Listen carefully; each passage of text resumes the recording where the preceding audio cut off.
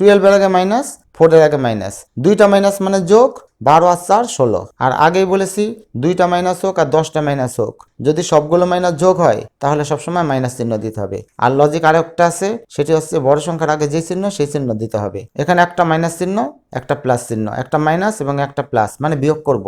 12 থেকে 4 বিয়োগ করব 8, বড় সংখ্যার আগে মাইনাস চিহ্ন, এই জন্য মাইনাস। এখানে 12 এর আগে প্লাস চিহ্ন, 4 এর আগে মাইনাস চিহ্ন, তাহলে প্লাসে মাইনাসে মাইনাস, মানে অঙ্কটা আমরা বিয়োগ করব।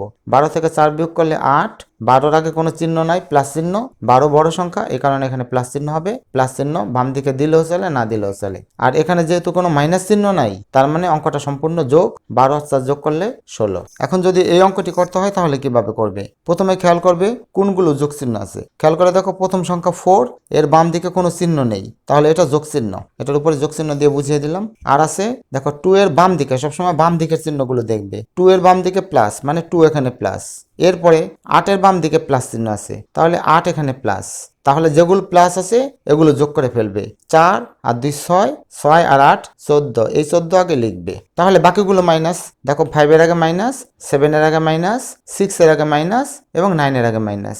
তাহলে যতগুলো মাইনাস আছে আগে বলেছিলাম সবগুলো মাইনাসকে যোগ করতে হয়। তাহলে 5 আর 7 12, 12 আর 6 18, 18 আর 9 27, 27 লিখবো। এবং এটাও বলেছি যদি সবগুলো মাইনাস যোগ করতে হয় তাহলেও মাইনাস চিহ্ন দিতে হয়। এখন কি করব? 14 এর আগে এখানে প্লাস চিহ্ন, 27 এর আগে এখানে মাইনাস চিহ্ন। আগেই বলেছিলাম প্লাস এবং মাইনাস থাকলে সবসময় বিয়োগ করবা। আর যদি বিয়োগ করো তাহলে 27 থেকে 14 বিয়োগ করলে হবে 13।